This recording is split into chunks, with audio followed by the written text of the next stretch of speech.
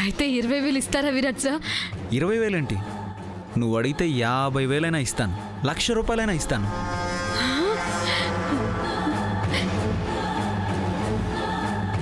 కొండమ్మా, ఓయ్ ఎక్కడో కొడతా ఉంది.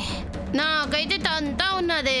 తొంతాను సై, చేతిలో 20 రూపాయలు కూడా లేని ముష్టి మొహాలే మీరు. నా ఫ్రెండ్కి ఒకేసారి 20,000 ఇవ్వడం చూసి కుళ్ళుకుంటున్నారా? నీ చేతిలో ఆ 20 రూపాయలే ఉంటే నువ్వు ఇంకొకరిని ఎందుకు అడుగుతావు?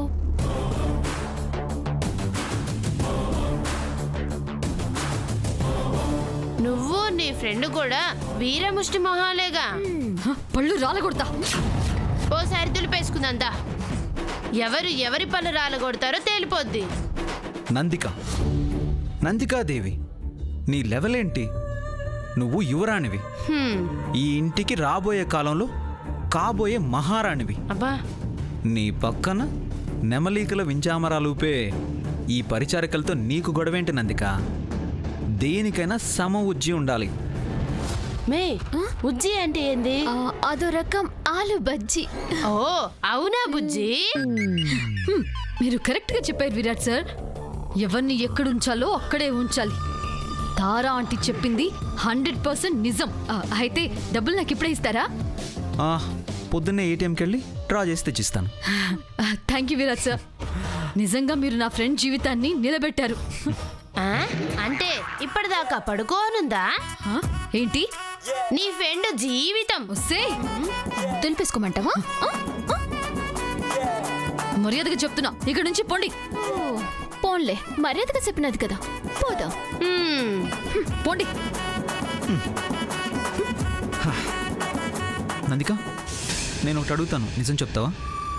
ఏంటి విరాట్ సార్, నా లైఫ్లో మీతో ఒక్క అబద్ధం కూడా చెప్పనని మీకు తెలీదా? కోర్స్, అబద్ధం చెప్పకపోయినా నిజం దాచిపెడుతున్నావు అని మాత్రం అర్థమైపోయింది. ఏదైనా ప్రాబ్లం ఉంటే నాతో చెప్పు, నేను సాల్వ్ చేస్తాను. అయ్యో విరాట్ సార్, నాకేం ప్రాబ్లమ్స్ ఉంటాయి? ఏమీ లేవు.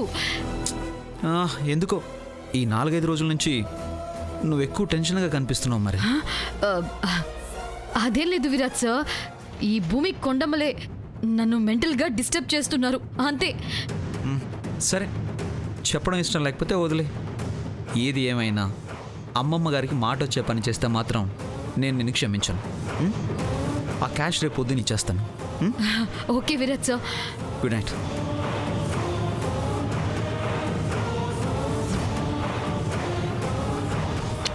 విరాట్ సార్కి ఎలా తెలుస్తుందిలే. చేతులు నడుం కూడా విరగడం గ్యారంటీ కదా? అంటే దాన్ని మెట్ల మించి తోసేద్దామనా? మనం ఎందుకు తోసేస్తాం? మన చేతులకి మట్టే అంటకూడదు కదా. మరి ఎలా?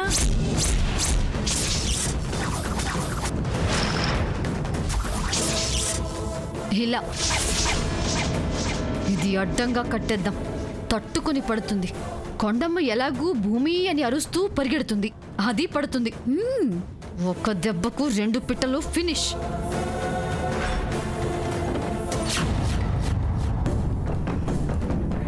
ఏంటి, మీరు ఇంకా పడుకోలేదా? నిద్ర పట్టడం లేదు విరాట్ సార్. ఎందుకు? ఆ కొండమ్మ గురుక భయంకరంగా వినిపిస్తోంది, అందుకే. వాళ్ళు మమ్మల్ని బాగా ఆడుకుంటున్నారు. పైనుంచి దేవుడు చూస్తూనే ఉంటాడు. వాళ్ళ పాపం పండి కాళ్ళు చేతులు విరక్కొట్టి పడేస్తాడు. అవి పిడకలు కొట్టిన చేతులు, మట్టి తొక్కిన కాళ్ళు అంత తేలిగ్గా ఇరుగుతాయా? సర్లే, సోఫాలో అడ్జస్ట్ అవ్వండి, నాకు నిద్ర వస్తుంది.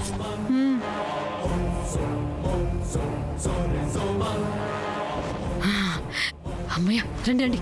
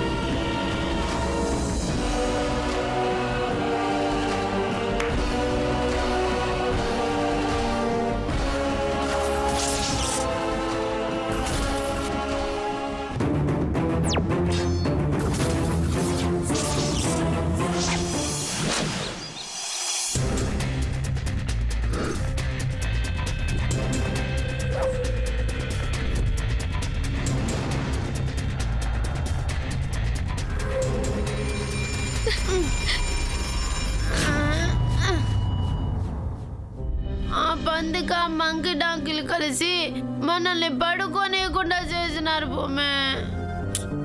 తెల్లారిపోయిందిగా లేద్దాం లేకుండమ్మా.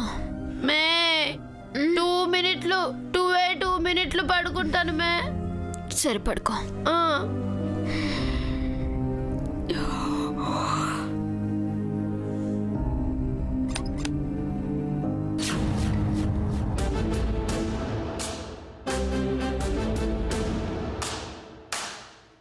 శశి, పొద్దున్నే ఈ మొహం చూశాను, ఏమవుతుందో ఏంటో. అద్దంలో ఎవరి మొహాన్ని ఆళ్లే చూసుకుని ఉంటారు. కింద పడి మూతిపళ్ళు రాళ్ళు కొట్టుకుంటారో ఏంటో.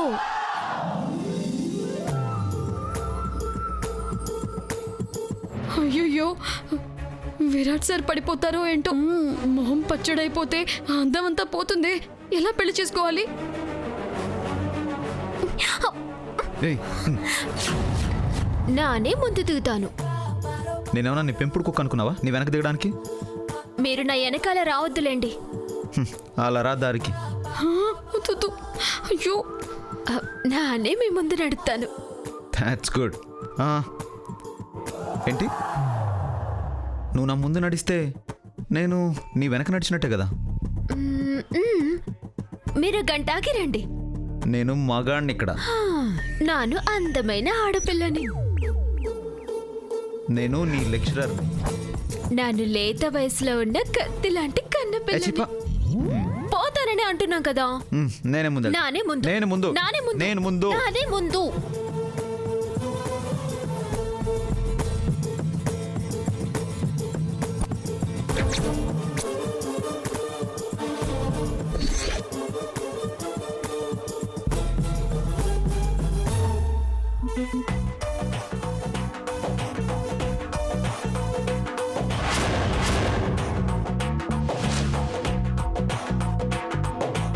నానే ముందెళ్తాను. లేదు, నేను ముందు వెళ్తాను. నాన్న ముందెళ్తా. నేను ముందు వెళ్తాను. నానే ముందెళ్తా. నేను ముందు వెళ్తాను. స్టాప్. పొద్దున్నే దీంతో గొడవేంటి విరాట్ సార్? అది పెద్ద ముళ్ళ కంప, ఇదో పెద్ద కంపు. ఏమిటి సంపు, పొద్దున్నే నా మీద పడ్డావు? మీ ఇద్దరూ కలిసి మెట్ల మీద నుంచి పడితే చూడాలనుందే.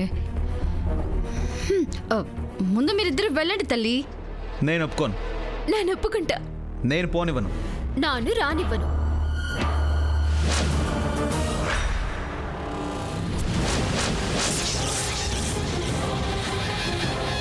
నేను పోతాను. నాన్న ఆపుతాను.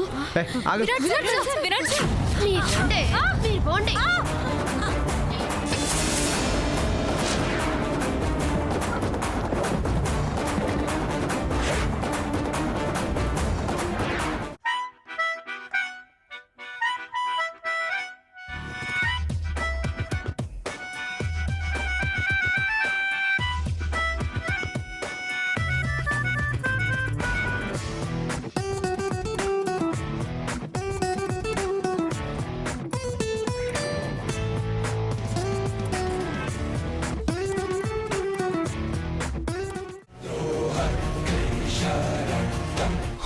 విరాట్ వాళ్ళు మనల్ని ఫాలో అవుతున్నారు. స్పీడ్ పెంచు. ఓకే.